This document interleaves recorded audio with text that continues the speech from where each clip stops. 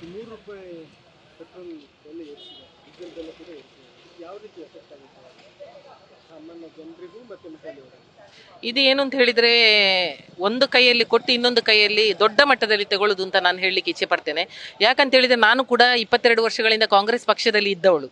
So election ಟೈಮಲ್ಲಿ ಆರ್ಥಿಕ ತಜ್ಞರು ಏನಿದ್ದಾರೆ, ಆರ್ಥಿಕ ತಜ್ಞರು ಒಂದು ಮಾತನ್ನ ಹೇಳಿದ್ರು. ಏನು ಅಂತ ಹೇಳಿದ್ರೆ, ನಾವು ಇವತ್ತು ಈ ಗ್ಯಾರಂಟಿಗಳನ್ನು ಏನು ಸಿದ್ದರಾಮಯ್ಯರು ಇವತ್ತು ಗ್ಯಾರಂಟಿಗಳನ್ನು ಕೊಡ್ತಾ ಇದ್ದಾರೆ, ಸೊ ಈ ಗ್ಯಾರಂಟಿಗಳನ್ನು ಕೊಟ್ಟರೆ ಆರ್ಥಿಕ ತಜ್ಞರು ಹೇಳಿದರು ಅದನ್ನು ಖಂಡಿತವಾಗಿಯೂ ನಮಗೆ ಸರ್ಕಾರ ಈ ಗ್ಯಾರಂಟಿಗಳನ್ನು ಕೊಟ್ಟರೆ ನಮಗೆ ಮುಂದುವರಿಸಿಕೊಂಡು ಹೋಗಲಿಕ್ಕೆ ಆಗುವುದಿಲ್ಲ ಅನ್ನುವ ಮಾತನ್ನು ಖಡಾಖಂಡಿತವಾಗಿ ಆರ್ಥಿಕ ತಜ್ಞರು ಹೇಳಿದರು. ಆದರೆ ಇವರು ಏನು ಕಾಂಗ್ರೆಸ್ ಪಕ್ಷ ಇವತ್ತು ಅಧಿಕಾರದ ಆಸೆಗೋಸ್ಕರ ಆರ್ಥಿಕ ತಜ್ಞರು ಕೊಟ್ಟಂತಹ ಸಲಹೆಯನ್ನು ಕೂಡ ಮೀರಿ ಇವತ್ತು ಗ್ಯಾರಂಟಿಗಳನ್ನು ಕೊಟ್ಟರು. ಈಗ ಗ್ಯಾರಂಟಿಗಳನ್ನು ಕೊಟ್ಟ ನಂತರ ಅದನ್ನು ಎಲ್ಲಿಂದಾದರೂ ಒಂದು ಕಡೆಯಿಂದ ಭರಿಸಲೇಬೇಕಾಗ್ತದೆ. ಇದು ಎಲ್ಲಿಂದ ಅಂತ ಹೇಳಿದರೆ, ಕೆಲವು ಒಂದು 10% ಜನರು ಬಸ್ಸಲ್ಲಿ ಓಡಾಡ್ಬೋದು, ಅಥವಾ ಕೆಲವರಿಗೆ ಸಿಗ್ಬೋದು, BPL ಕಾರ್ಡ್ ಇವರಿಗೆ ಮಾತ್ರ ಸಿಗೋದು. ಆದರೆ 100% ಜನರಿಗೆ ಈ ಡೀಸೆಲ್ ಮತ್ತು ಪೆಟ್ರೋಲ್ ಬೆಲೆಯಲ್ಲಿ ಏನಿವತ್ತು ₹3 ತೆರಿಗೆಯನ್ನು ಏರಿಸಿರೋದ್ರಿಂದ ಇದು ಎಲ್ಲರ ಮೇಲೂ ಕೂಡ ಪರಿಣಾಮವನ್ನು ಬೀಳ್ತದೆ. ಯಾಕಂತ ಹೇಳಿದರೆ, ಕೇವಲ ಕೆಲವರು ಎನಿಸ್ಬೋದು, ಏನಾಯ್ತಪ್ಪ ಇದರಲ್ಲಿ ವೆಹಿಕಲಲ್ಲಿ ಹೋಗೋರು, 2 ವೀಲರ್ನವರು ಅಥವಾ 4 ವೀಲರಲ್ಲಿ ಯಾರು ವಾಹನದಲ್ಲಿ ಚಲಾಯಿಸ್ತಾರೆ, ಸೊ ಅವರಿಗೆ ಮಾತ್ರ ಇದು ಇಫೆಕ್ಟ್ ಆಗೋದು ಅಂತೇಳಿ.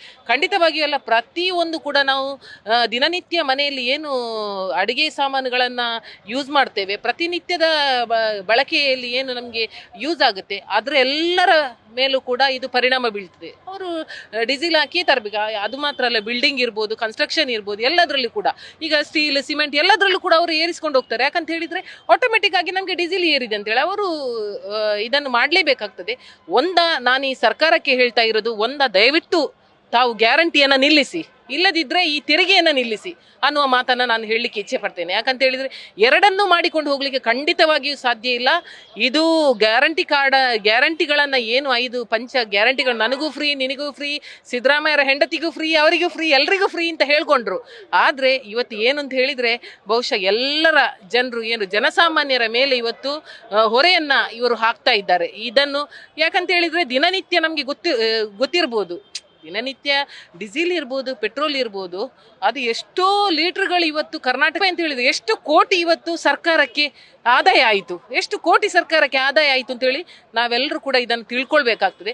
ಸೊ ಇದನ್ನು ಏರಿಕೆ ಮಾಡಿದ ಕೂಡಲೇ ಅವರಿಗೆ ಆಟೋಮೆಟಿಕ್ ಆಗಿ ಗ್ಯಾರಂಟಿಯನ್ನು ಕೊಡೋದ್ರಲ್ಲಿ ಏನು ಕಷ್ಟ ಆಗೋದಿಲ್ಲ ಅಂತೇಳಿ ನನ್ನ ಅನಿಸಿಕೆ. 100% ಇವರು ಈ ಟ್ಯಾಕ್ಸನ್ನು ಏನು ಡೀಸೆಲ್ ಮತ್ತು ಪೆಟ್ರೋಲಲ್ಲಿ ಇರ್ತಕ್ಕಂಥ ಏನಿವತ್ತು ಟ್ಯಾಕ್ಸನ್ನು ತೆರಿಗೆಯನ್ನು ಏರಿಸಿದ್ದಾರೆ, ಇದನ್ನು ಮಾಡಿದರೆ ಇವರಿಗೆ ಆಟೋಮೆಟಿಕ್ ಎಷ್ಟು ವರ್ಷ ಸಹ ಇವರಿಗೆ ಗ್ಯಾರಂಟಿಯನ್ನು ಕಂಟಿನ್ಯೂ ಮಾಡ್ಬೋದು. ಯಾಕಂತ ಹೇಳಿದರೆ, ಇದನ್ನು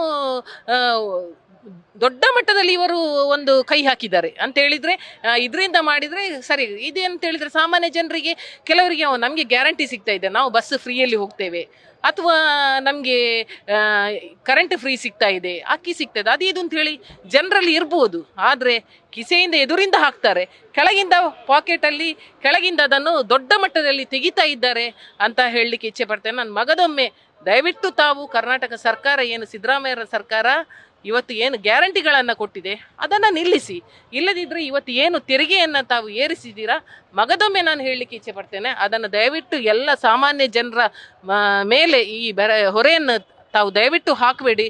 ಇದನ್ನು ನೀವು ನಿಲ್ಲಿಸದೇ ಇದ್ದರೆ ನಾವು ಮುಂದಿನ ದಿನಗಳಲ್ಲಿ ಇನ್ನೂ ಕೂಡ ಈಗಾಗಲೇ ಭಾಜಪದ ವತಿಯಿಂದ ನಮ್ಮ ದಕ್ಷಿಣ ಕನ್ನಡ ಜಿಲ್ಲೆಯಲ್ಲಿ ಇವತ್ತು ಸತೀಶ್ ಕುಂಪಳ ಅವರ ಹಾಗೂ ಕ್ಯಾಪ್ಟನ್ ಬ್ರಿಜೇಶ್ ಚೌಟರ್ ಅವರ ನೇತೃತ್ವದಲ್ಲಿ ಇವತ್ತು BJP ಆಫೀಸ್ನ ಮುಂದುಗಡೆಯಿಂದ ನಾವು ಈಗಾಗಲೇ ರಾಮ್ಭವನ್ ಕಾಂಪ್ಲೆಕ್ಸ್ ತನಕ ನಾವಿವತ್ತು ಪ್ರತಿಭಟನೆಯನ್ನು ಮಾಡಿದ್ದೇವೆ. ಮುಂದಿನ ದಿನಗಳಲ್ಲಿ ಸರ್ಕಾರ ಎಚ್ಚೆತ್ತುಕೊಳ್ಳದಿದ್ದರೆ ನಾವು ಮತ್ತೆ ಪ್ರತಿಭಟನೆಯನ್ನು ಮುಂದುವರಿಸ್ತೇವೆ ಅಂತ ಹೇಳುವ ಮಾತನ್ನು ಹೇಳಲಿಕ್ಕೆ ಇಚ್ಛೆ ಪಡ್ತೇನೆ. Thank you. ನ್ಯೂಸ್ ಫಸ್ಟ್, ನಿರ್ಭೀತಿಯಿಂದ ನಿಮ್ಮ ಪರವಾಗಿ.